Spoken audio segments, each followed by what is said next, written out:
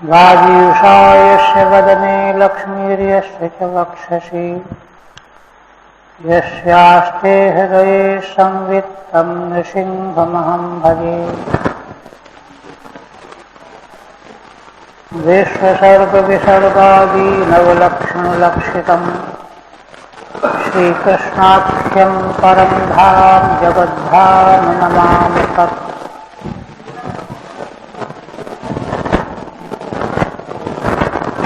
श्रीमद्भागवत के चतुर्थ स्कंध के 20वें अध्याय में महाराज पृथु का पावन प्रसंग चल रहा है।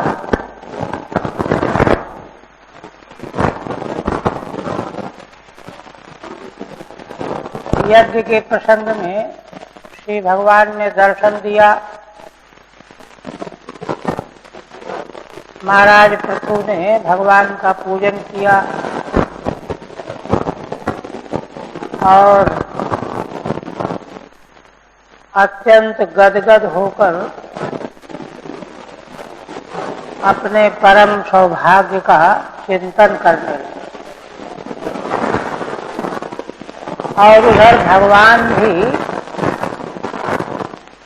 महाराज पृथु के प्रति इतने प्रसन्न हो गए कि यद्यपि दर्शन पूजन आदि हो जाने के बाद प्रस्थान लौटना चाहते, किंतु अतिशय अनुग्रह की इच्छा लिए हुए भगवान विलंब करते।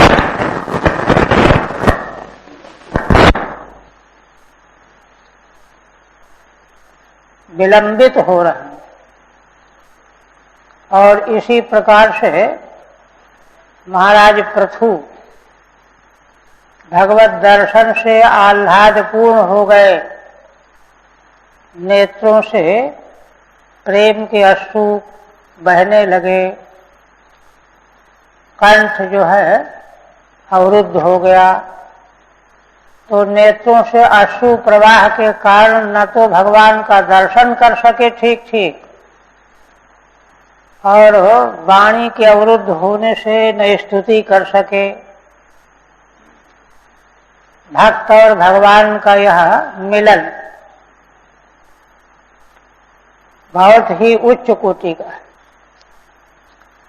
और देखिए, असल में पृथु के रूप में भी भगवान ही तो अवतरित हुए हैं। इसलिए देखिए, भगवान ही अवतरित होकर के भक्त रूप में भगवत भावना भक्ति कैसी होती है इसका आदर्श प्रस्तुत कर रहे हैं। एक ओर स्वयं भगवान भक्त के प्रति कितना अनुग्रह करते हैं यह भी प्रकट कर रहे हैं, और भक्त भगवान के प्रति कितना भावातुर होता है, प्रेमार्द्र होता है, ये दोनों बातें यहाँ दर्शन करने को मिल रही। तो आप देखिए, 20 तक हुआ था शायद, 22 तक हो गया था। अच्छा, टीका रह गई तो शायद इसको। सा आदिराजो रजितांजलि हरिम विलोकितुम ना सकदश्रुलोचनः न किंचनोवाच स वास विक्लवो हृदोपगुह्या ममधादवस्थितः। श्री मैत्रेय जी वर्णन कर रहे हैं भक्त और भगवान की स्थिति का।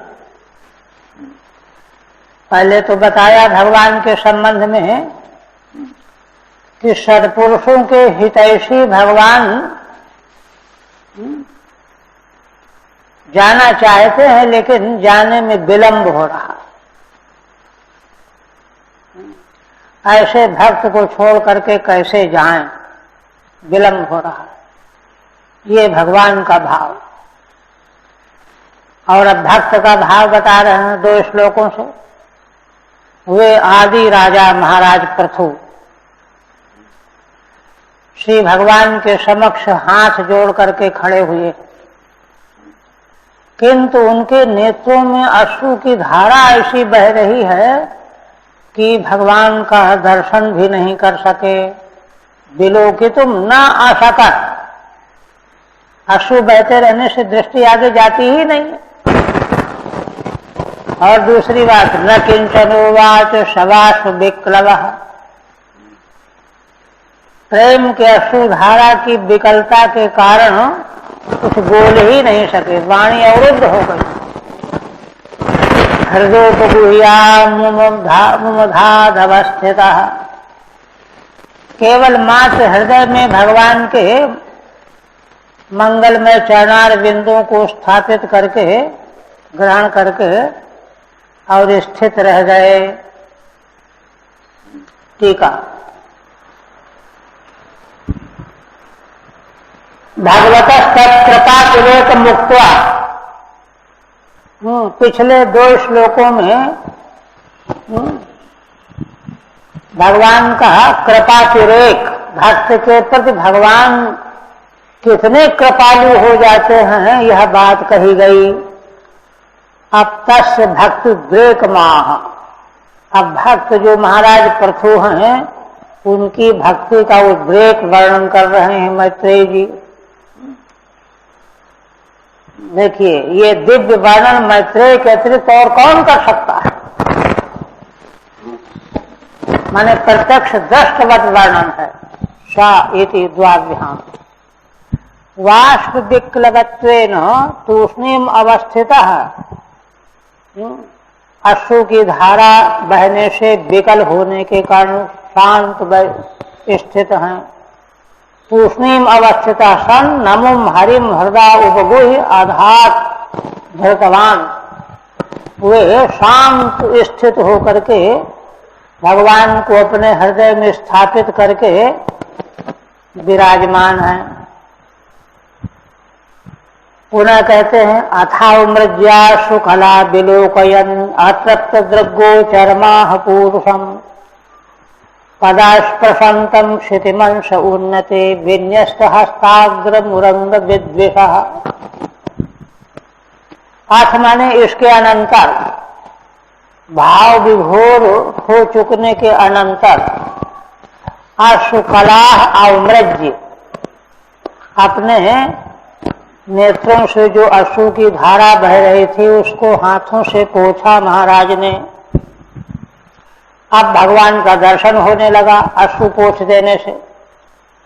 अब विलोकयन नत्रप्त दृग्गोचरमाह पूरुषम, किंतु भगवान का दर्शन करने से उनके नेत्र तृप्त नहीं हुए।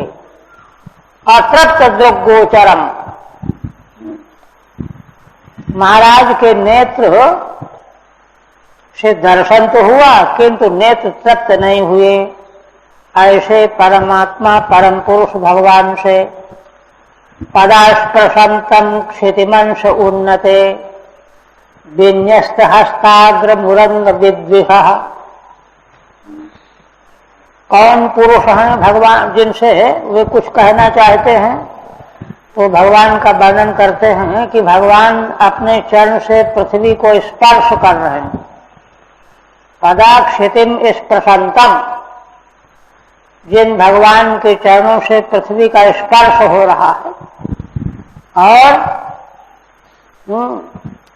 पूरंग विद्वेषः उन्नते अंशे यद में होगा, है ना। सर्पों के द्वेषी गरुड़ जी के ऊंचे कंधे पर विन्यस्त हस्ताग्रम, अपने हाथ का अग्रभाग यूं रखे हुए, उंगलियों को ऊपर रखे हुए, और नीचे चरण से भगवान के चरणों से पृथ्वी का स्पर्श हो रहा है। ठीक है। आतृप्तयोर दृशोर गोचरम विषय भूतम, महाराज पृथु के उन नेत्रों का विषय भगवान बने हुए हैं जिनसे प्रार्थना करना चाहते हैं, जो जो उनके नेत्रों के गोचर हो जाने पर भी नेत्र तृप्त नहीं हुए, उनको भगवत दर्शन की प्यास बढ़ती ही जा रही है। ऐसे पुरुष परमात्मा नेत्रों के विषय बने हुए। पुनः कथम भूतम पदाक्षितिम स्पर्शंतमिति, भगवान अपने चरण से पृथ्वी का स्पर्श कर रहे हैं। कहते हैं मैत्रेय जी ने ये क्या वर्णन किया, तो भाव बता रहे हैं। अयम भाव न खलु देवा पदम भूम पदा भूम स्पर्शंति, ये तो ठीक है कि देवता लोग चरण से पृथ्वी का स्पर्श नहीं करते, किंतु फिर भी यहां भगवान का चरण से पृथ्वी का स्पर्श किया जा रहा है। भाव क्या है, अतः कृपा परवशो नूनम हरि आत्मानम विस्मृतवा निवेति। भाव यहां यह है कि भगवान इतने कृपा परवश हो गए महाराज पृथु के प्रति, निश्चित रूप से अपने को ही भूल गए। भक्त अपने को भूल जाता है भगवान का दर्शन पा करके और प्रार्थना करते हुए, किंतु यहां भगवान कृपा परवश होकर के अपने को भूल गए। ये ध्यान ही नहीं रहा कि हम तो देवता हैं, महादेवता हैं, फिर भी चरण से पृथ्वी का स्पर्श हो गया, भूल ही गए। ये भाव को देखिए। इसीलिए अतएव स्खलन परिहारायैव गर्भस्य उन्नते स्कंधे विन्यस्तम हस्ताग्रम येन तम। इसीलिए श्री भगवान ने अपने हस्त के अग्रभाग से कहीं शरीर जो है गिर न जाए, कृपा परवश होकर के पृथ्वी का स्पर्श तो हो ही गया, अब कहीं शरीर और न शिथिल हो जाए कृपा परवशता के कारण। इसलिए अपने को संभालने के लिए मानो भगवान ने गरुड़ जी के उन्नत स्कंध में अपना एक हाथ रख रखा है, विन्यस्तम हस्ताग्रम येन तम। ऐसे भगवान से प्रार्थना करने जा रहे हैं। देखिए किस कोटि का जो है भगवान का कृपा पारवश है। अब महाराज कहने लगे पृथुर्वाच, श्री भगवान ने उनको बहुत कुछ शिक्षा दी थी। पहले तो कहा कि देखो इंद्र को क्षमा कर दो, तुम्हारा 100 यज्ञ की पूर्ति का संकल्प विघटित हो गया इंद्र के कारण, किंतु इस बात को लेकर के तुम अपने मन में क्रोध मत रखना। क्यों, यज्ञनात्मा कलेवरम, क्योंकि यह शरीर कोई आत्मा थोड़ी। फिर भगवान ने आत्म तत्व का उपदेश किया और कहा कि तुम्हारे जैसे लोग भी अगर इस प्रकार से राग द्वेष परवश हो जाएंगे, भ्रमित हो जाएंगे, तो गुरुओं की सेवा तपस्या व्यर्थ गया, परिश्रम कुछ नहीं मिला। तो साधन करते करते अंतिम में यहाँ इस अवस्था को प्राप्त करना ही चाहिए। किसी के प्रति भी अणु मात्र भी द्वेष न हो, रोष न हो, ये शिक्षा दी भगवान। और उसमें यह भी बताया कि आत्म तत्व क्या है। शरीर में 9 प्रकार के जो लक्षण विद्यमान रहते हैं, इनसे बिल्कुल अलग सब विवेचन किया। तो इसलिए इसको क्षमा कर दो। और फिर महाराज को उपदेश किया भगवान ने कि तुम राजा होने के नाते, शासक होने के नाते प्रजा का धर्मपूर्वक शासन करो, इससे तुमको प्रजा के पालन का पुण्य मिलेगा और उत्कृष्टतम लोक प्राप्त होंगे। मोक्ष की इच्छा अगर तुम्हारी है तो ऐसा करते करते ही सिद्ध योगेश्वर सनकादिकों का तुम्हारे घर में दर्शन होगा और उनसे तुम तत्व ज्ञान की शिक्षा प्राप्त करके मेरे धाम को प्राप्त कर लोगे। यह सब उपदेश किया और यह भी कहा कि जो ऐसा न करके प्रजा का हक की रक्षा नहीं करते, पालन नहीं करते, वे तो प्रजा का पाप भक्षण करते हैं, उनका अधपात हो जाता है, नरकगामी होते हैं। यह शिक्षा दे करके फिर भगवान ने कहा कि तुम हमसे कोई भी वरदान मांग लो। तो शिक्षा तो आत्मसात कर लिया महाराज ने, अब वरदान मांग लो यह जो आज्ञा दिया इसका जवाब तो कुछ देना ही चाहिए।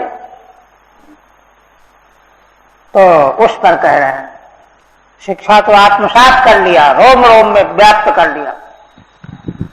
वरान विभो त्वद्वरदेश्वराद् बुधा कथम प्रणीते गुण विक्रियात्मनाम ये नारकाणामपि सन्ति देहिनाम तानीषु कैवल्य प्रतिवृणेन च। महाराज पृथु भगवान से प्रार्थना करते हुए निवेदन कर रहे हैं कि भगवान आपने कहा कि वरदान मांग लो, खुली छूट दे दी, जो चाहो सो वरदान मांग लो। तो कहते हैं हे विभो त्वद्वरदेश्वरात्, आप तो दूसरे जो वरदान देने का सामर्थ्य रखने वाले ब्रह्मा आदि हैं उनको भी आप वरदान देने वाले हो, वरदेश्वर हो, वर देने की क्षमता रखने वाले ब्रह्मा आदिकों को भी आप वरदान देने वाले हो। किंतु, और आप स्वयं कह रहे हो, किंतु मैं जब विचार करता हूं तो मैं यह सोचता हूं कि बुधा कथम वृणीते वरान, बुद्धिमान व्यक्ति, विवेकी मनुष्य आपसे वरदान कैसे चाह सकता है, मांग सकता है? क्यों? गुण विक्रियात्मनाम, गुणों के विक्रिया रूप, माने वरदान का मतलब है ये लोक मिले, वो लोक मिले, ये भोग मिले, वो भोग मिले। तो जितने भी लोक लोकांतर के भोग हैं उनका भोक्तृत्व क्या है? अहंकार पूर्वक उनकी प्राप्ति का अनुभव होता है भोक्ता का कि हम इंद्र बन गए, हम ब्रह्मा बन गए, हम वरुण बन गए, यही तो होता है। उसी को कह रहे हैं कि गुण विक्रियात्मनाम, माया के गुणों की विक्रिया, विकार रूप जो अहंकार, उसी में जो अपना आत्मत्व बनाए हुए हैं। माने देह और देह के द्वारा प्राप्त किए जाने वाले भोग्य विषय पदार्थ, इन्हीं में जिनका चित्त आत्मा अंतर्गत रमा हुआ है, उन लोगों के द्वारा तो अनेक प्रकार के वर चाहे जाते हैं, मांगे जाते हैं। किंतु बुद्धिमान व्यक्ति, विवेकी व्यक्ति भला आपसे वरदान कैसे मांग सकता है? एक तो बुद्धिमान मांग ही नहीं सकता, बुद्धिमानी इसमें है ही नहीं। अगर वह मांग रहा है तो बुद्धिमत्ता खत्म। एक बात तो ये, दूसरी बात और कहते हैं कि उनकी तुच्छता, वरदान से प्राप्त होने वाले जो भोग हैं वो कितने तुच्छ हैं, नगण्य हैं। ये नारकामपि सन्ति देहिनाम, अरे ये सब तो भोग नारकी प्राणियों को भी, नारकामपि देहिनाम सन्ति, उनको भी प्राप्त हो जाते हैं, है ना? खाओ पियो, संतान उत्पन्न करो, आदि आदि, ये नारकी देहधारियों को भी प्राप्त हो जाते हैं। तानीष कैवल्य पते वृणेन च, हे भगवान, हे ईश, आप तो कैवल्य के स्वामी हैं, मैं उन वरदानों को आपसे नहीं वर्ण करना चाहता हूं। तान्युष कैवल्य पते वृणे न तो। ठीक है। वरम वृणेषु इति यदुक्तम तद असहमान आह। श्री भगवान ने जो कहा कि आप वरदान मांग लो, तो यह बात उनको सहन नहीं हो रही। हे विभो, वरदानाम ब्रह्मादि नाम ईश्वरात्, आप तो वर देने वाले, वर देने में सक्षम ब्रह्मादिकों को भी वर प्रदान करने वाले हो। वर प्रदत्वात् त्वत्तः सकाशात् बुधः कथं वरान् वृणीते। ऐसे आपके पास से बुद्धिमान व्यक्ति कैसे वरदान चाहेगा, मांगेगा, वर्ण करेगा? क्यों? कीदृशान, कैसे वरदान होते हैं? गुणैर्विक्रियते इति गुण विक्रियो अहंकारः। गुणों से जो विकार विकृति होती है, अहंकार रूप, साएवात्मा येषाम, उसी के प्रति जो आत्मत्व रखने वाले हैं, तेषाम ब्रह्मादि नाम संबंधिनः, है ना, ब्रह्मादिकों से संबंधित जो भोग हैं, लोक लोकांतर है, कामनाएं, उनको भला बुद्धिमान व्यक्ति कैसे मांग सकता है? और दूसरी बात, देहाभिमानी नाम भोग्यानिति वा, अथवा, है ना, गुण विक्रियात्म नाम की दूसरी व्याख्या कर रहे हैं। देहाभिमानियों के द्वारा भोग्य जो वरदान है, माने ब्रह्मादिकों को प्राप्त होने वाले जो तत्त लोक रूप वरदान, अथवा देहाभिमानियों के द्वारा जो भोग्य रूप वरदान, उनको बुद्धिमान व्यक्ति भला कैसे मांग सकता है? तथा चेद बुध एव न भवति इत्यर्थ। अगर वह मांग रहा है तो बुद्धि ही नहीं है, तात्पर्य है।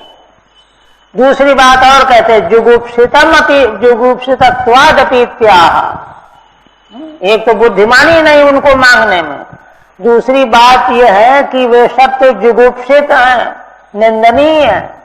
ये क्यों? बुध एव अहमपि न वृणेत समुच्चयाय चकारः। क्योंकि वे तो भोग जो हैं नारकी देहधारियों को भी मिल जाते हैं।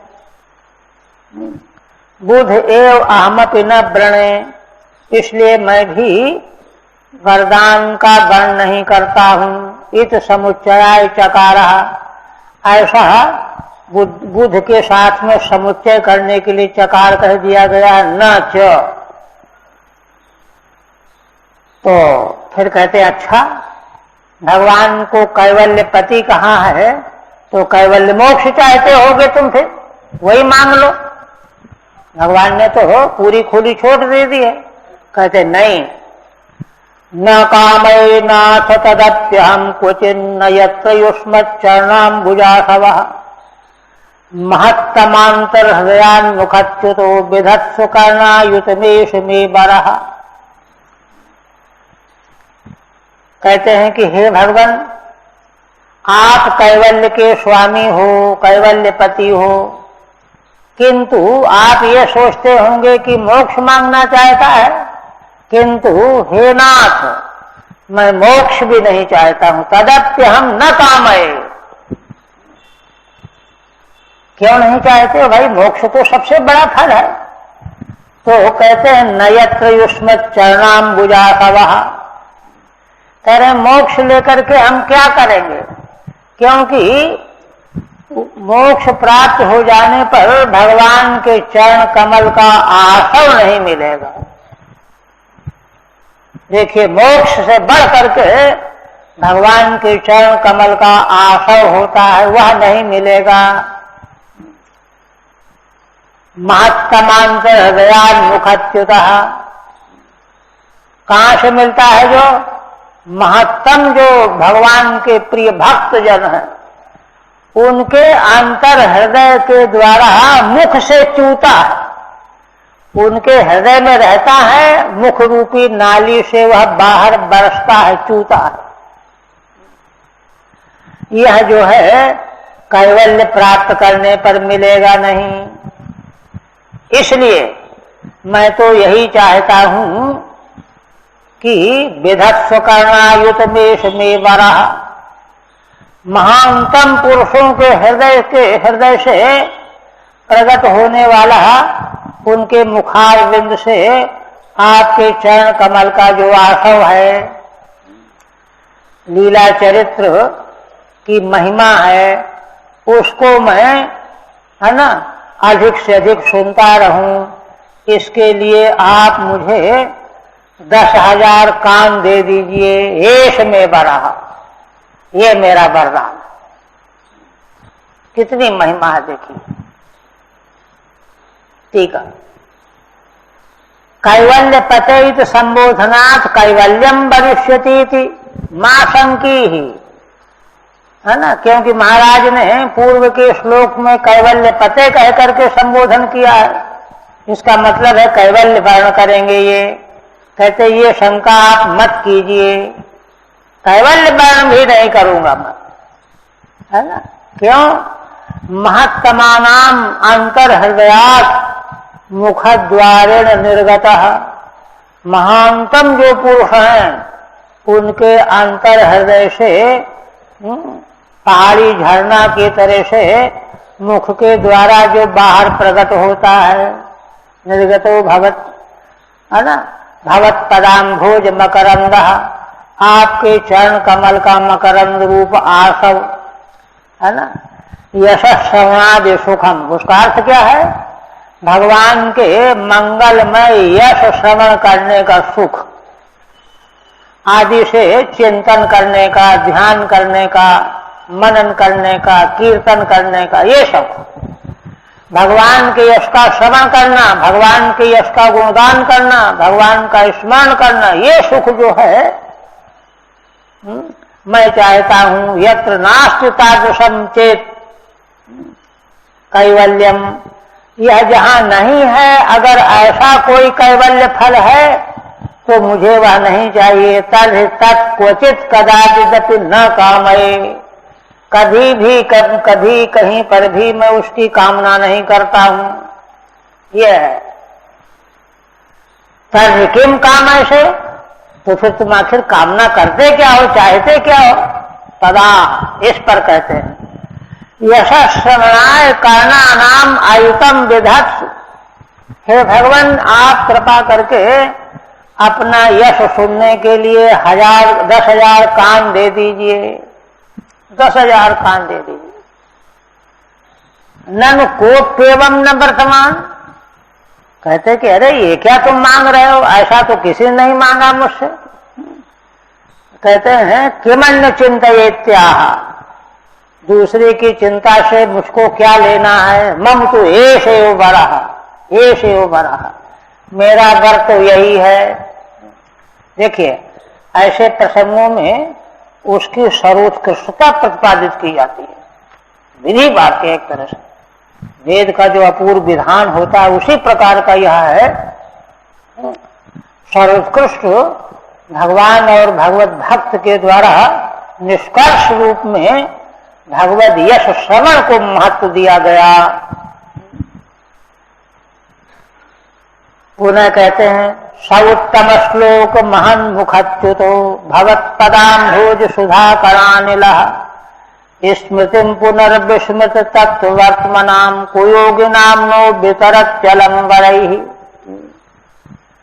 अब प्रश्न हुआ कि अच्छा तुम तो केवल यश सुनने के लिए 10,000 कान मांगते हो, कैवल्य तो मिलेगा नहीं, और कैवल्य मिले बिना राग द्वेष मिटेगा नहीं, और राग द्वेष नहीं मिटने तक क्लेश नहीं जाएगा, शोक मोह नहीं जाएगा। ठीक है, जो तुम चाहते हो वही हम दे देंगे, लेकिन सोच लो, समझ लो कि कैवल्य प्राप्त किए बिना राग द्वेष की निवृत्ति नहीं होगी। राग द्वेष की निवृत्ति के बिना अशांति नहीं जाएगी, शोक मोह नहीं जाएगा। ये है, इस पर कहते हैं स उत्तम श्लोक महान मुखच्युतो भवत्पदाम्भोज सुधा करानिला स्मृतिम पुनर्विस्मृत तत्वर्त्मनाम कुयोगिनाम नो वितरत चलम बड़ई। देखिए बहुत रहस्यपूर्ण प्रतिपादन कर रहे हैं यहाँ। कहते हैं कि कैवल्य जो ब्रह्म में स्थिति है, आत्मस्वरूप में स्थिति रूप जो कैवल्य है, वह कोई बाहर नहीं है। कैवल्य स्वरूप तो आत्मा ही है। हम केवल उसकी विस्मृति के गर्त में डूब गए हैं, भूले हुए हैं, विस्मृत हो गया। केवल उसकी स्मृति ही तो आनी है, स्मृति आ जाए हो गया। तो उसी को मांग करके बैठ लेंगे तो ये सुख नहीं मिलेगा, और यह सुख अगर लेते रहेंगे तो वह वस्तु स्मृति अपने आप आ जाएगी। क्योंकि देखिए आत्म तत्व का साक्षात्कार साधन साध्य नहीं है। वेदांत शास्त्र जिन जिन घोष से कहता है वह साधन साध्य नहीं है, निरपेक्ष है। सभी साधनों की बलि देनी पड़ती है, क्योंकि वह तो स्वरूप है, अनात्मा की तरह से बाहर तो अलग थोड़ी, पृथक थोड़ी। इसलिए कहते हैं सर्वोत्तम श्लोक महान मुखच्युतो भवत्पदाम्भोज सुधा करानिला। हे भगवान, यह जो आपसे यश का श्रवण मैं करूंगा, उसी से उत्तम श्लोक महान मुखच्युता, उत्तम श्लोक भगवान के प्रति जो भक्ति भाव रखने वाले महान पुरुष हैं, भक्त जन हैं, उनके मुख से जब वह प्रवाहित होगा चरण कमल मकरंद रस भवत्पदाम्भोज सुधा करानिला, वह क्या प्रवाहित होगा? आपके चरण कमल की सुधा का कण कणिका बिंदु, उसको लेकर के हवा उड़ेगी और उड़ करके उस भगवान के चरण कमल अमृत का कण ले करके उड़ेगी, चलेगी, और वह हमारे भीतर आ जाएगी, प्रविष्ट हो जाएगी। और वह प्रविष्ट होकर के क्या करेगी? हमको उस कैवल्य की स्मृति प्रदान कर देगी। स्मृतिम पुनर्विस्मृत तत्व वर्तमानाम। देखिए असल में संसार का बंधन क्या है? आत्म तत्व ब्रह्म तत्व की स्मृति विघटित हो गई है अज्ञान से। तो विस्मृत तत्व वर्तमानाम, जो जिनका जो तत्व को विस्मृत कर चुके हैं। क्यों विस्मृत कर चुके हैं? कुमार्ग में घूम रहे हैं, कुमार्ग में, संसार के मार्गों में भटक रहे हैं, ये ढूंढ रहे हैं, वो ढूंढ रहे हैं, ऐसा यश, दुनियादारी, इस है ना, इस मार्ग में भटकने के कारण वे कैवल्य को विस्मृत कर चुके हैं। और कुयोगी हैं। कुयोगी कौन होते हैं? जो हो विषय लंपट, विषय लंपट जो है कुयोगी हैं, अजितेंद्री, अमनोनिग्रही, है ना। वे लोग, उन लोगों को तत्व विस्मृत बना रहता है। तो हम लोग जो हो कुयोगी भी हैं, विषय लंपट भी हैं, तत्व विस्मृत बना हुआ, उस तत्व की विस्मृति को वह वायु महान पुरुषों के मुखारबिंद से, है ना, आपके चरण कमल का सुधामृत कण लेकर के बह करके आएगी, हमारे अंदर प्रवेश कर जाएगी और उस कैवल्य की स्मृति को जागृत कर देगी। नो बेतरत चलंबरही, वही जो है हमारे लिए वह वायु ही भगवत यश का कण लेकर के आएगी और हमारे भीतर आकर के उस स्मृति को जगा देगी।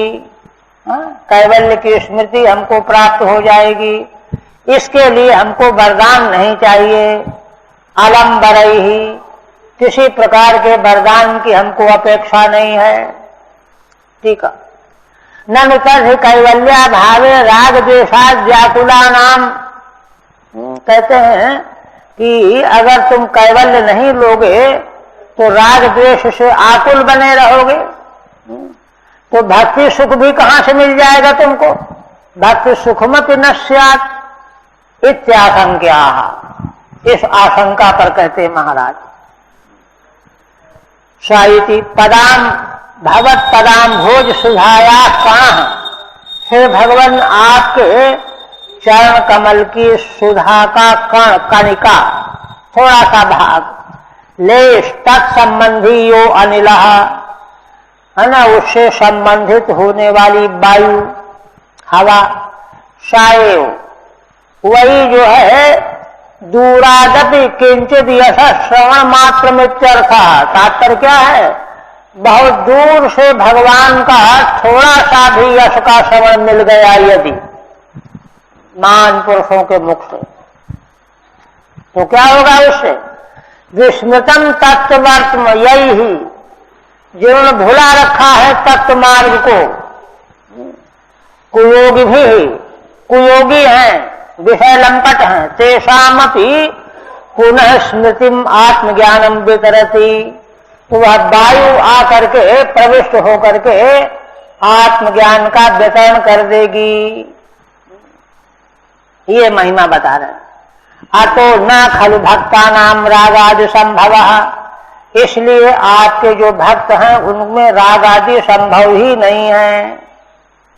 वे तो विशुद्ध आत्मा में स्थिति उनकी हो जाएगी।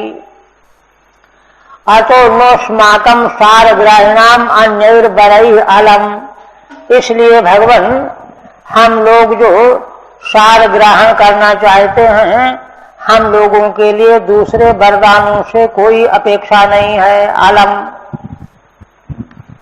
भक्तादेव मोक्षादि सर्व सुखांतर भावादिति भाव, आपकी भक्ति में ही है ना सब प्रकार का सुख, कैवल्य सुख भी उसमें अंतर्भूत हो जाएगा। पुनः कहते हैं यश शिवम सुसव आयु संग में यदक्षया चोपशुनोति ते सकृत, कथम गुणज्ञो विरमेद बिना पशुम श्रीयत प्रबभ्रे गुण संग्रहेच्छया।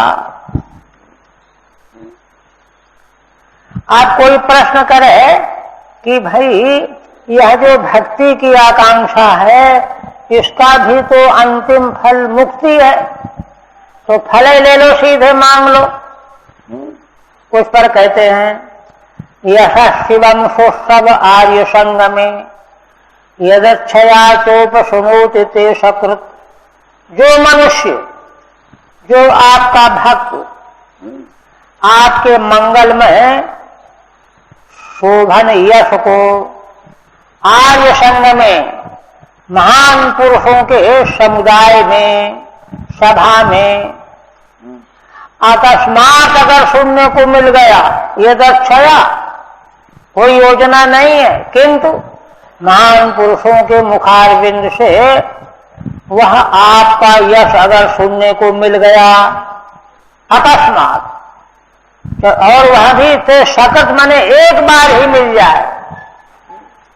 कथम गुणज्ञो विरमेद बिना पशुम, तो जो गुणों का रहस्य जानने वाला है वह आपके यश श्रवण से कैसे विराम ले सकता है बिना पशुम। हाँ, जो पशु बुद्धि है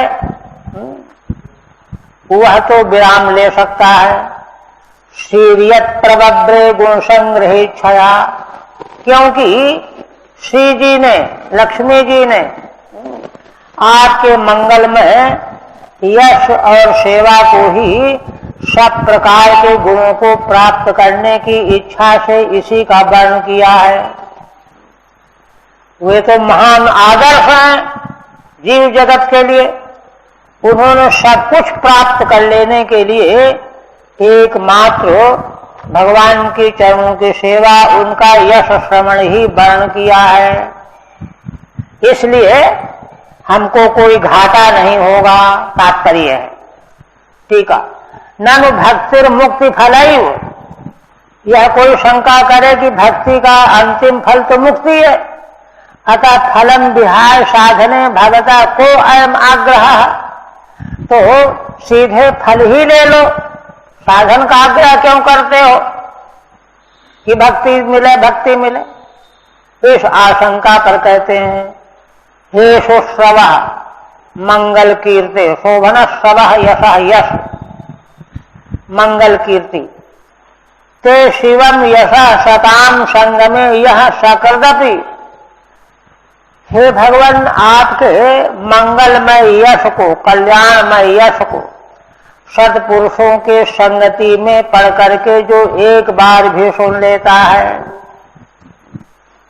यदृच्छया अति उपश्रोणोति, यदृच्छया अकस्मात बाई चांस सुन लेता है, और गुणज्ञश्चेत, अगर वह गुणज्ञ है, सा पशु बिना अन्य कथम विरमेत, तो पशु यदि नहीं है, गुणज्ञ है, तो वह उसका फिर विराम नहीं कर सकता, वह तो बार बार आपके यश का श्रवण का लोभी बन जाता है। गुणाच स्वयं सूचयति, और भगवान के मंगलमय यश श्रवण में ही गुणों का अतिशय है, यह बात सूचित करते हुए उदाहरण देते हैं। श्री यद्यश एव प्रकर्षण व्रतवती, भगवती श्री लक्ष्मी जी ने भगवान के यश को ही सब कुछ छोड़ करके वर्ण किया। यश एव प्रकर्षण व्रतवती, देखिए यहां संकेत यह है कि समुद्र मंथन से लक्ष्मी जी जब प्रकट हुई, जयमाला लेकर के विचार करने लगे कि इसको जयमाला पहनाऊं, सबको देखा, बड़े बड़े सब वर्णन है वहां अष्टम स्कंध में, किंतु भगवान का वर्ण किया। इनका यश जो है कितना विस्तृत है, किसी प्रकार का कोई जरा भी दाग नहीं है, कह लीजिए, उनका वर्ण किया। तो बाकी तो सब लालायित थे कि लक्ष्मी जी हमको मिल जाए, हमको मिल जाए, लेकिन उनकी ओर देखा भी नहीं। क्या बात है, श्री यद्यश एव प्रकर्षण व्रतवती, भगवान के यश को ही प्रकृष्ट करके वर्ण किया। गुणानाम सर्वपुरुषार्थानाम संग्रह, क्योंकि भगवद यश श्रवण कथन में ही सारे पुरुषार्थों का संग्रह हो जाता है, मिल जाते हैं। स्वस्मिन् समाहारस् तदिच्छया, माने सारे गुण मुझ में आ जाएं, यह इसका क्या उपाय है? तो इसका उपाय यही है कि भगवान के मंगलमय गुणों का श्रवण करो, कीर्तन करो, चिंतन करो, मनन करो, सारे गुण अपने आप आ जाएंगे। अब गुणों को जो है इधर उधर ढूंढते फिरो, इससे तो बात बनेगी नहीं। भगवत यश का श्रवण चिंतन मनन करने से सारे गुणों का संग्रह हो जाएगा। इस इच्छा से भगवती लक्ष्मी जी ने यही वर्ण किया, इसलिए हमको क्या खतरा है। फिर कहते हैं, अथा भजे त्वाखिल पुरुषोत्तमं गुणालयं पद्म करेव लालसः आप्यावयोरेक पतिस्पृधो कलिर्न स्यात् कृतत्वचरणैकतानयोः। किंतु महाराज भाव विह्वल होकर के कहते हैं, देखो इस मार्ग में एक कठिनाई तो मुझे दिखाई दे रही है। शुद्ध हृदय भक्त सब खोल के रख देता है। कहते हैं कि एक बात तो है, अथा भजे त्वाखिल पुरुषोत्तमम, हे भगवान आप अखिल पुरुषोत्तमों में पुरुषोत्तम है, गुणों के आलय हैं, और मैं आपका ही भजन करना चाहता हूं। पद्म करा जिनके हाथ में कमल है लक्ष्मी जी की तरह, ऐसी मेरी लालसा है, मैंने यह तय कर लिया है। किंतु एक शंका मेरे मन में उठ रही है, क्या? अत्यारोरेक पतिस्पृधो कलिहि, क्योंकि हम दोनों, श्री लक्ष्मी जी भी भगवान की सेवा में संलग्न हैं, और जब देखेंगे कि अरे यह भी संलग्न हो गया भगवान की सेवा में, तो हम दोनों के पति तो आप ही हैं, तो हम दोनों के एक ही पति, ये उन्हीं की स्प्रिया मुझे भी है, लक्ष्मी जी को भी है, तो कहीं झगड़ा न हो जाए, बीच में बात बिगड़ न जाए, है ना। स्पर्धो कलिर न स्यात्, कहीं झगड़ा न हो जाए, विरोध न हो जाए। कर्तव्य चरणैकतानयोः, क्योंकि भगवती लक्ष्मी जी भी, उनकी दृष्टि आपके चरणों की सेवा में लगी हुई है, और मेरी भी लग जाएगी तो गड़बड़ हो जाएगी, ये संभावना है। ठीक है। तब कहते हैं अतो लक्ष्मी इव अन्य वरस्या त्यागेन त्वामेवाहं भजेत्याह, इसलिए लक्ष्मी जी की तरह दूसरे सब वरों का त्याग करके मैं आपका भजन ही चाहता हूं, ये बात कहते हैं। अथेति लालसा उत्सुका सन, मेरे मन की उत्सुकता यही है। कर्मणि क्रियमाणे यथेन्द्रेण सह कलिः, एवं भक्तावपि किम लक्ष्म्या सह कलिः स्यादिति वितर्कयति, अपने से कह रहे हैं कि देखो अभी तक मैं कर्मकांड कर रहा था ना, 100 वर्ष में देखकर संकल्प किया, इंद्र ने आकर गड़बड़ कर दिया, दिखना गया कि नहीं। इसी प्रकार से भगवान के चरणों की भक्ति करने लगूंगा तो लक्ष्मी जी बाधा बन सकती है, ये कह रहे हैं। कर्मणि क्रियमाणे यथेन्द्रेण सह कलिः, इंद्र के साथ झगड़ा हुआ, एवं भक्तावपि किम लक्ष्म्या सह कलिः स्यादिति, भक्ति करने लगने पर क्या लक्ष्मी जी के साथ झगड़ा हो जाएगा क्या? ये वितर्क करते, स्वयं वितर्क कर रहे हैं, वितर्कयति। एकस्मिन् पत्यौ स्पर्धमानयोः आवयोरपि किम कलिर न स्यादिति काक्वा वितर्कः, ये बात मेरे मन में आ जाती है कि एक ही भगवान पति के रूप में हम दोनों सेवा करेंगे, स्पर्धा हो जाएगी तो हम लोगों में क्या कली तो नहीं हो जाएगा, झगड़ा तो नहीं हो जाएगा। काक्वा वितर्कः, काक्वा काकुक्ति से व्यंजित की जाती है बात, अर्थ, संभावना है। ननु पर्यायन सेवायाम न स्यात्, फिर समाधान कर रहे हैं कि भाई 8 बजे से 9 बजे तक लक्ष्मी की सेवा करेंगे, 9 से 10 मैं करूंगा, तब झगड़ा क्यों होगा?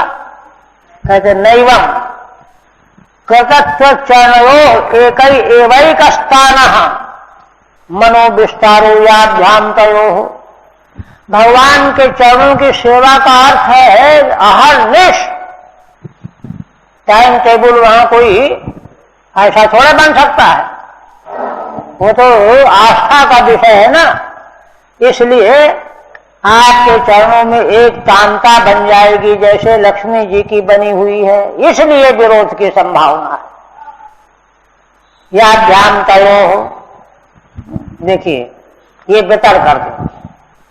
फिर कहते हैं जगत जनन्याम गुणा जगत जनन्याम जगदीश वैशसम स्यादेव यत् कर्मणि न समीहितम करोति फलवत्पुर्दीन वत्सलः स्वयंधिष्णेभिरतस्य किम तया।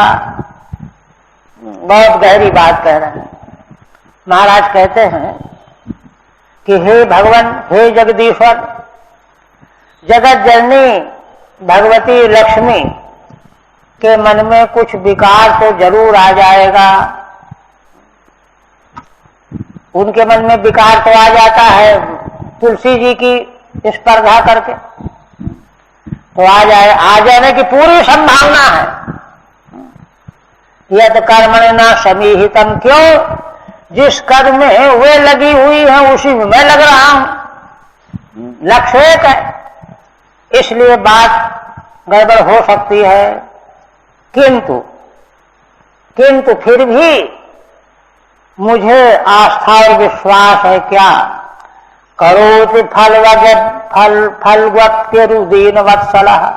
हे भगवान, आप दीन वत्सल हो, दीनों के प्रति वात्सल्य भाव रखने वाले हो, इसलिए फल्गु अति भक्त दीन होकर के थोड़ी भी आपकी सेवा कर देता है तो आप उसको उरु मान लेते हो, बहुत किया इसने, क्योंकि आप दीन वत्सल हो। स्वयं धृष्णे भरतस्य किम तया, इसलिए मान लो श्री लक्ष्मी जी नाराज भी होंगी तो मैं कम समय दे पाऊंगा, कम सेवा कर पाऊंगा, किंतु आप दीन वत्सल हैं, मेरी थोड़ी सी सेवा को, सेवा करने की भावना मात्र को आप बहुत बड़ी सेवा मान लेते हैं। एक बात तो ये भगवान के स्वभाव का रहस्य है ये। इसे गोस्वामी जी कहते हैं, उमा राम स्वभाव जहि जाना, ताहि भजन तज भाव न आना।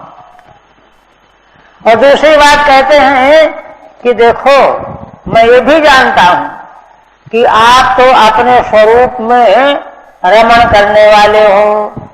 स्वयं धृष्णे भरतस्य किम तया, आप तो अपने स्वरूप में रमण करने वाले हो, आपको लक्ष्मी जी से कुछ लेना देना नहीं है।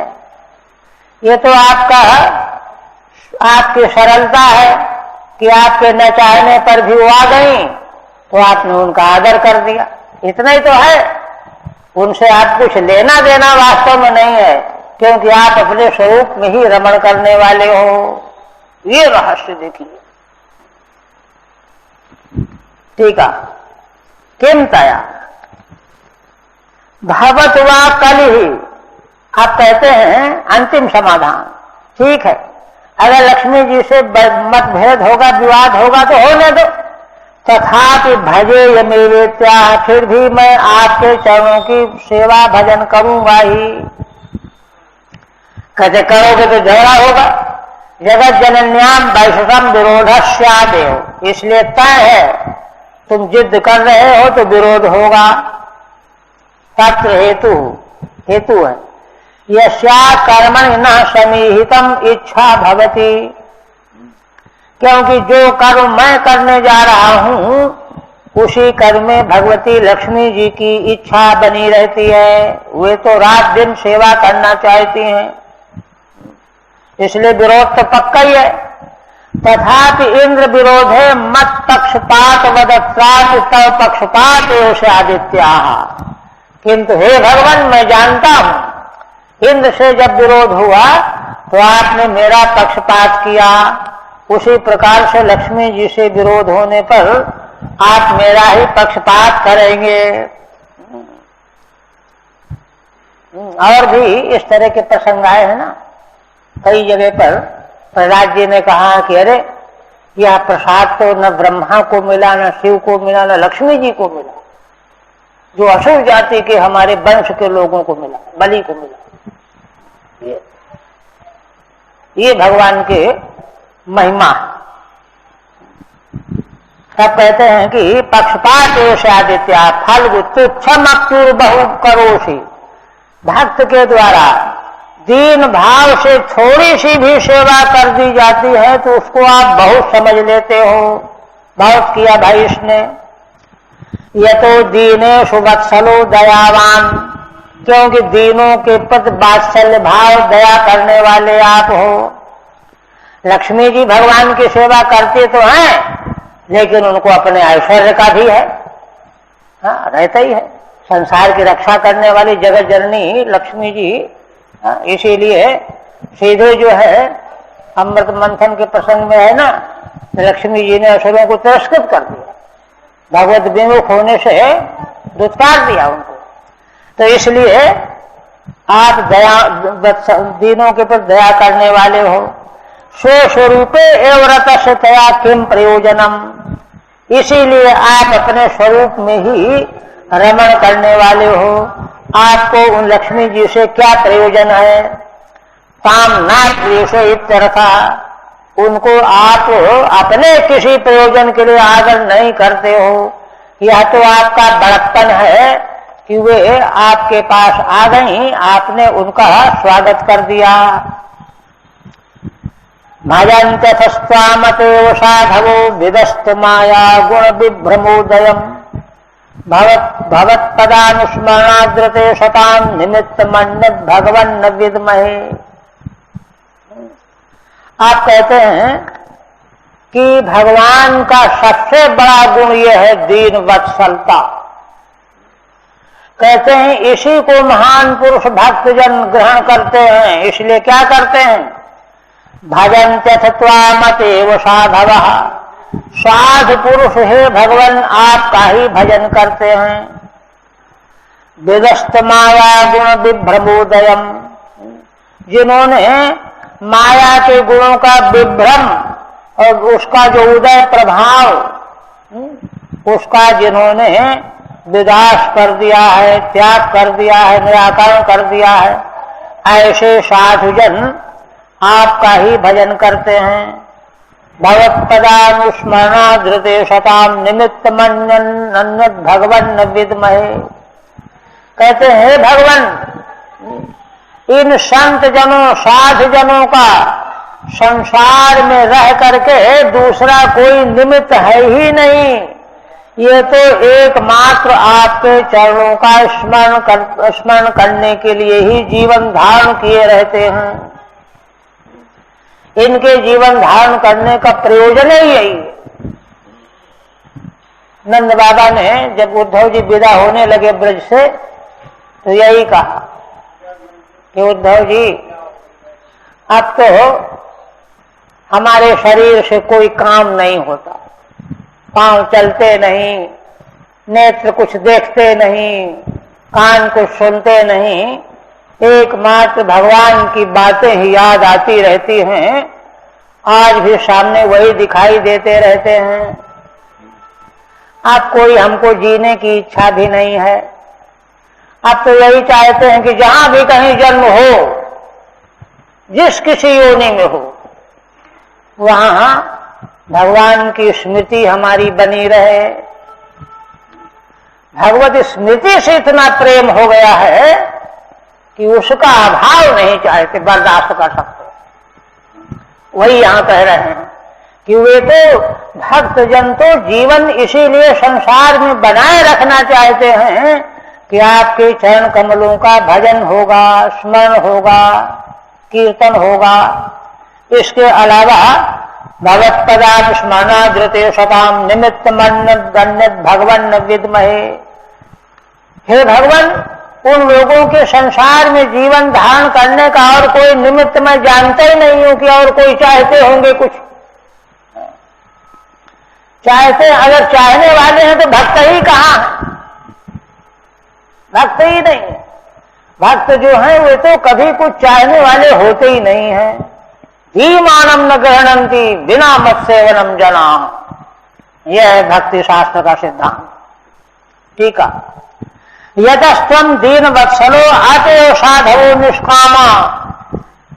हे भगवान, क्योंकि आप दीन वत्सल हो, इसीलिए जो साधु पुरुष निष्काम होते हैं, अथ ज्ञानानंतरमपि त्वां भजन्ति, ज्ञान के अनंतर भी वे आपका भजन करते रहते हैं। कथम भूतम, कैसे? माया गुणानाम विभ्रमो विलासस्तस्य उदय कार्यम स निरस्तो यस्मिन् स्तम। अच्छा, इसको भगवान का विशेषण बनाया श्रीधर स्वामी ने। माया के गुणों का जो विभ्रम विलास, उसका उदय माने प्रकाश, प्राकट्य है ना, उसको जो निरस्त किए रहते हैं, ऐसे आपका भजन ही उनके जीवन का उद्देश्य है, लक्ष्य है। ते किमर्थम भजन्ति, तो वे आपका भजन क्यों करते हैं? भवत्पदानुस्मरणाद् बिना अन्यत् तेषां निमित्तम फलम न विद्मः। उनके लिए कोई भी और फल नहीं है। भगवान के चरणों की सेवा ही एकमात्र लक्ष्य है। मन्ये गिरन्ते जगतां विमोहिनीं वरं वनेष्वेति भजन्त मात्सयत् वाचानुतन्त्या यदि ते जनूषितः कथं पुनः कर्म करोति मोहितः। आप कहते हैं कि भगवान आपके द्वारा हम संसारी मनुष्यों को वरदान देकर के लोभ की ओर ले जाना ठीक नहीं है। मन्ये गिरन्ते जगतां विमोहिनीं, मैं तो आपकी वाणी जो वरदान मांग लो, यह जो आप कह रहे हो, या तो सारे संसार को विमोहित करने वाली वाणी है कि वरम वनेषु वर मांग लो, है ना। ये भजन्त मात्सयत्, जो भजन करने वाला है या भजन चाहने वाला है उसको आपकी यह वाणी की वरदान मांग लो। ये तो संसार को विमोहित करने वाली वाणी है ना। और भगवान तो असल में स्थूला निखनन न्याय से भी वरदान देना चाहते हैं कि ये कच्चा है कि पक्का है, ठोक बजा करके देखना होता है ना। कच्चा होगा तो मांग बैठेगा और पक्का होगा तो मना कर देगा। प्रहलाद जी ने भी यही तो कहा। प्रहलाद जी ने कहा कि अगर आप वरदान देना ही चाहते हैं तो यह वरदान दीजिए कि मेरे मन में कभी कामना ही पैदा न हो। उच्च सिद्धांत ये। तो भगवान न चाहने पर भी अपनी आज्ञा से दिया, वो अलग बात है। और ध्रुव को तो खेद ही हुआ कि अरे मैंने क्या मांगा, भगवान का दर्शन प्राप्त करके मुझे कुछ नहीं मांगना चाहिए, मैंने ये मांगा। ये है सिद्धांत। तो कहते हैं कि हे भगवान, आपकी वरदान मांग लो, ये वाणी तो संसार को विमोहित करने वाली है। और कहते हैं कि देखो इसमें प्रमाण क्या है। देखिए बहुत गहरी बात कह रहे हैं। प्रमाण क्या है ना। वेद वाणी भगवान की वाणी है, किंतु उसी वेद वाणी में यह करोगे तो ये मिलेगा, ये करोगे तो ये मिलेगा। सकाम कर्म का विधान है कि नहीं, किंतु वह सकाम कर्म का विधान उसको अलग करके समझना पड़ेगा। वह सकाम कर्म का विधान जो है उन सकामियों के लिए है जो उसको प्राप्त किए बिना अपने को जीना ही दुश्वार समझ रहे हैं। तो फिर हम जी के क्या करेंगे अगर ये ना मिला तो। ऐसे जो कामी हैं उनके लिए वह वेद भगवान ने विधान किया है कि अगर इसके बिना तुम मरे जा रहे हो तो इन साधनों के द्वारा उपलब्ध करो, प्राप्त करो। उनको प्राप्त करने के लिए लूट घसोट मत करना, चोरी चमारी मत करना, साधन के द्वारा प्राप्त करो।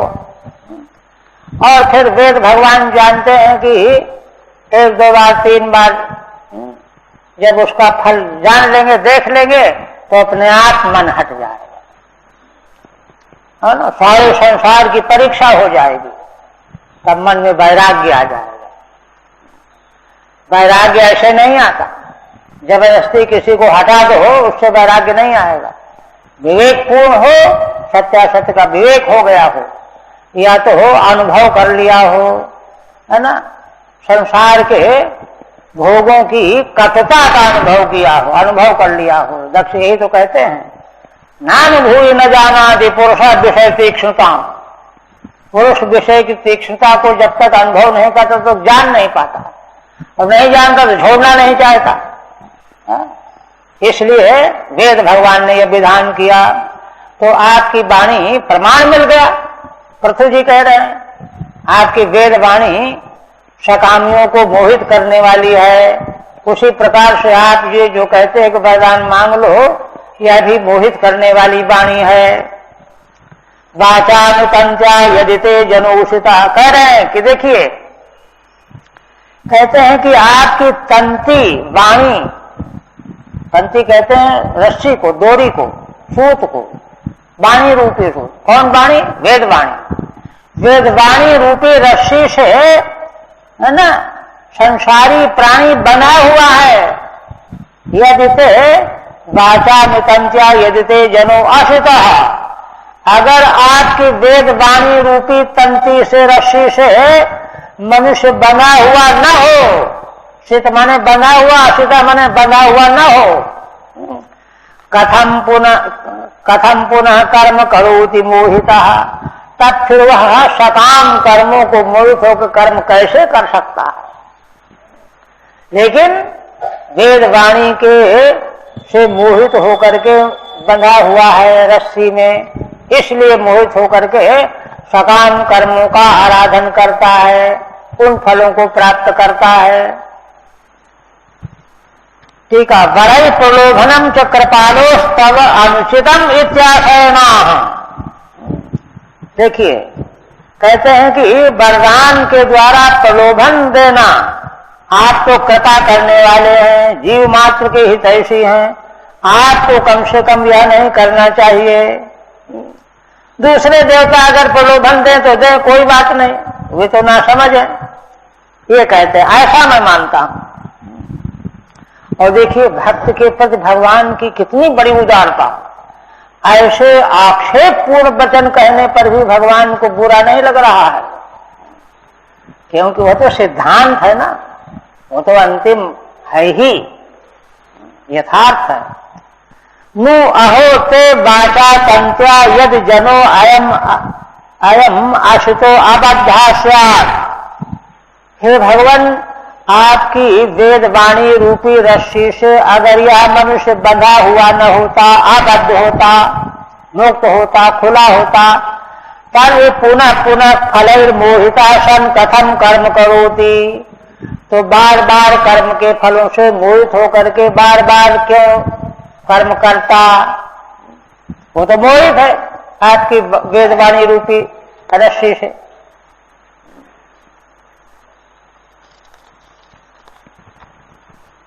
त्वन्मायाधा जन ईश खंडितो यदन्यदासास्त तुरतात्मनो बुधा, यथा चरित बाल हितम पिता स्वयं तथा त्वमेवार्हसि न समीहितुम। आप देखिए, अंतिम में कह रहे हैं महाराज पृथु, अंतिम बात कह रहे हैं, कहते हैं कि भगवान, ठीक है कि आपकी वेद वाणी रूपी रस्सी से बंध करके सकाम कर्मी जो हैं लगे हुए हैं, किंतु आप जरा विचार कीजिए, ऐसा क्यों हो रहा है। तन्मायाधा जन ईश खंडिता, हे ईश, आपकी माया के द्वारा बंध जाने से इन लोगों की बुद्धि खंडित बनी हुई है, टुकड़े टुकड़े हो गई है, ये मिले ये मिले, ये चाहो ये चाहो। क्यों। यदन्यदासास्तदितात्मनुबुधा, क्यों आपको छोड़ करके अन्य वस्तु चाह रहे हैं ये लोग, स्वर्ग मिल जाए, ब्रह्मलोक मिल जाए, ये मिल जाए वो मिल जाए, आपको छोड़ करके और कुछ चाहने ही नहीं चाहिए, किंतु इनकी बुद्धि खंडित हो गई है आपकी माया के प्रभाव से। हृदात्मनोबुधा यथा चरेत बाल हितम पिता स्वयं तथा त्वमेवार्हसि न समीहितुम। किंतु हे भगवान, देखिए, अब बालक तो चाहता है कि हमको रसगुल्ला खिलाओ, चाट खिलाओ, वो चाहता है, वो तो मानता नहीं है, किंतु पिता उसको थोड़ा बहुत खिला करके संतुष्ट कर देता है, नुकसान करेगा, ये करेगा वो करेगा। इसी तरह से हे भगवान, बालक की तरह से अज्ञानी हम संसारी जीव, भले जो हमारे लिए उचित नहीं उसको हम चाह रहे हो, ललचा रहे हो, लेकिन पिता के समान आप जो हैं वही करने वाले हैं, आपको वही करना है जिससे बालक का हित हो। वो क्या जाने कि हित हमारा किसमें है। यथा चरित बाल हितम पिता स्वयं, पिता स्वयं बालक के हित का व्यवहार करता है। तथा त्वमेवार्हसि न समीहितुम, हे भगवान, इसी प्रकार से आप भी हमारी ओर दृष्टि डालने योग्य हो। ठीक है। त्वन्माया खंडितस्य त्वया पुनः खंडनम न कर्तव्यम। संसारी जीव तो आपकी माया से खंडित बने हुए हैं ही, अब फिर आप वरदान दे करके उनका खंडन न करो। किंतु हितम चेष्टतव्यमित्याह, किंतु उनका हित ही चाहना चाहिए। त्वन्माया ऋतागात्मनस्तत्वतः, आपकी माया से मनुष्य मोहित है, इसलिए ऋत परमार्थ सतरूप आत्मा से अलग बन गया, अलग हो गया, खंडता पृथक कर दो, पृथक हो गया है। यद्यतो अन्य पुत्रादिक मासास्ते, क्यों आपसे भिन्न पुत्र मिले, धन मिले, ये मिले, वो मिले, इनकी इच्छा करता है।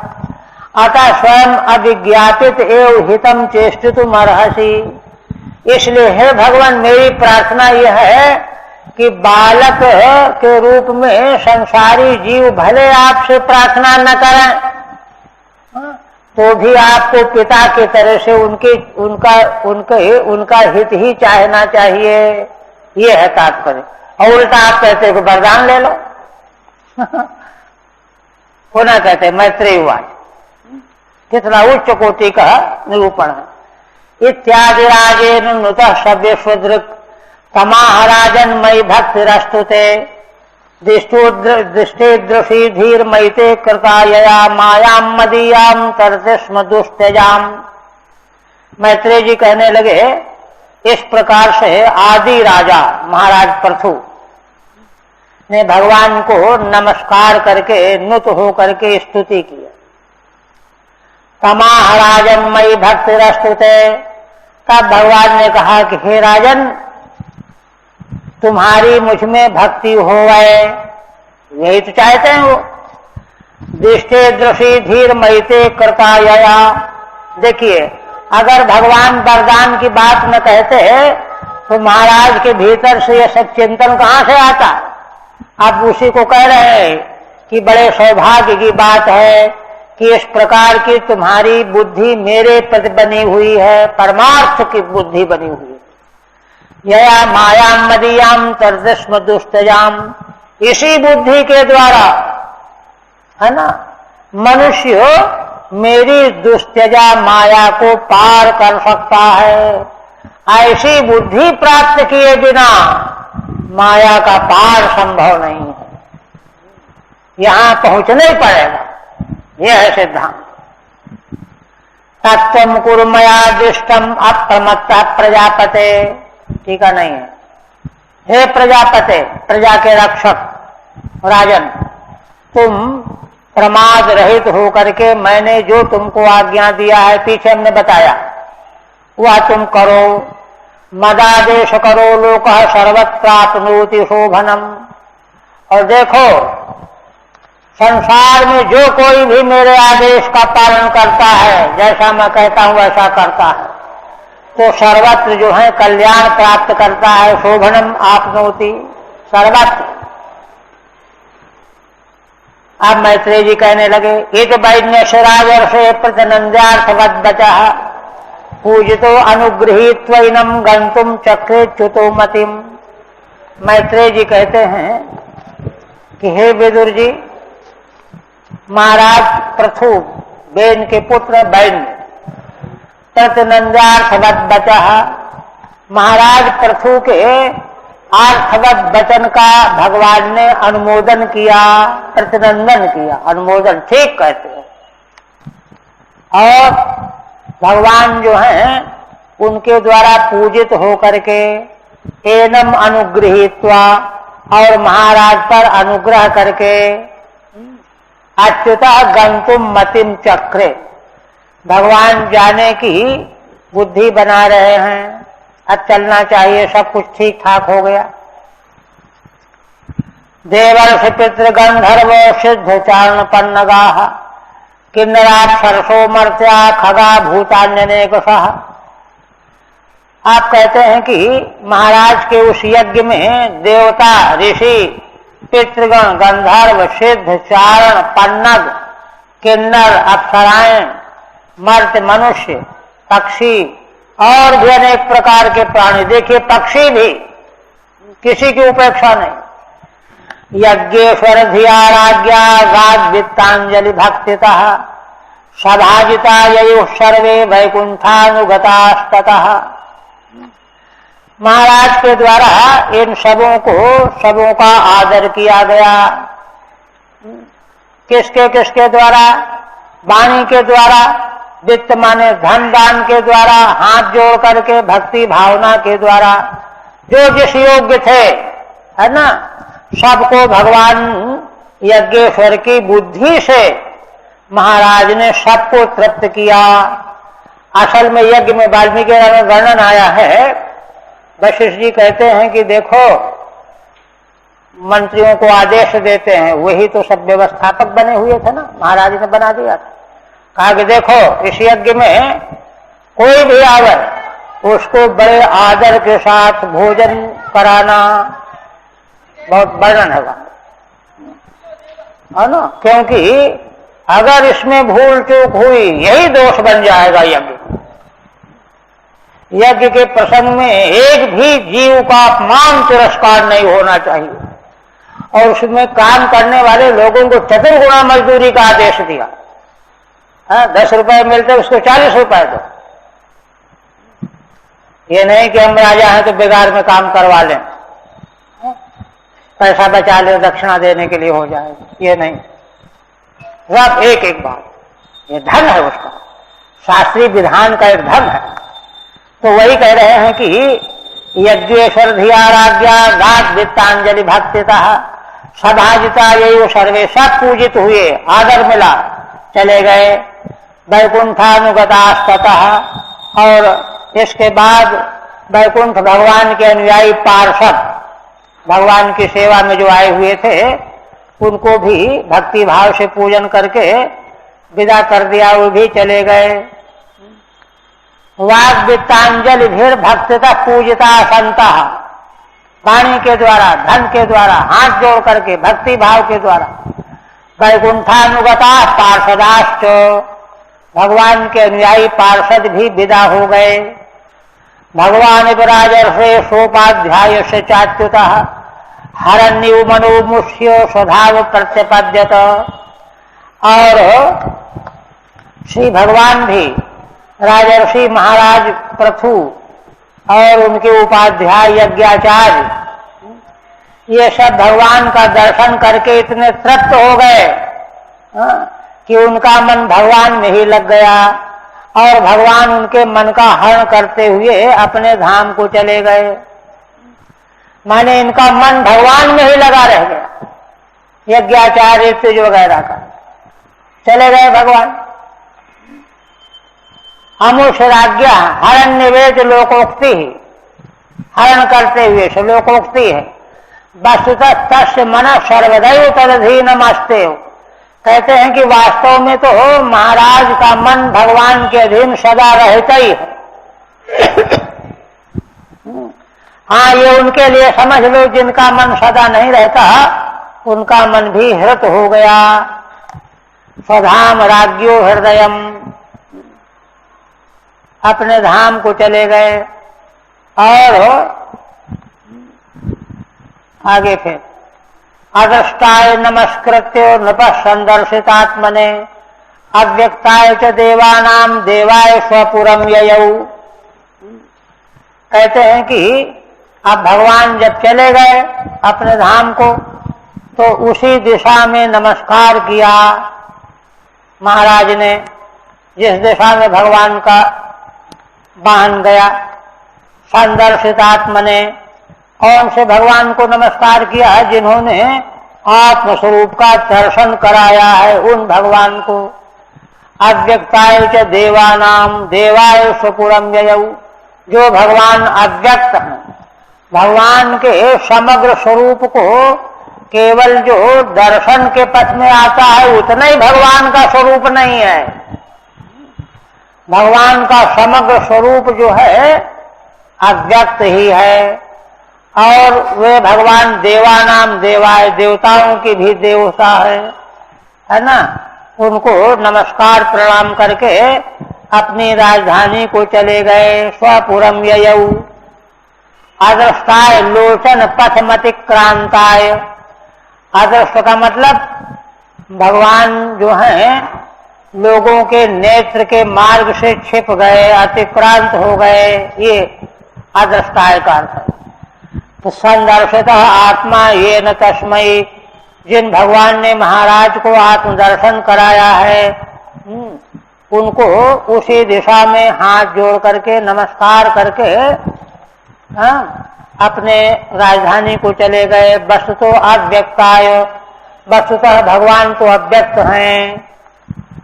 हरि ओम तत्सत् श्रीमद्भागवते महापुराणे चतुर्थ स्कंधे 20 अध्याय। ओम भगवदर्पणमस्तु। बस।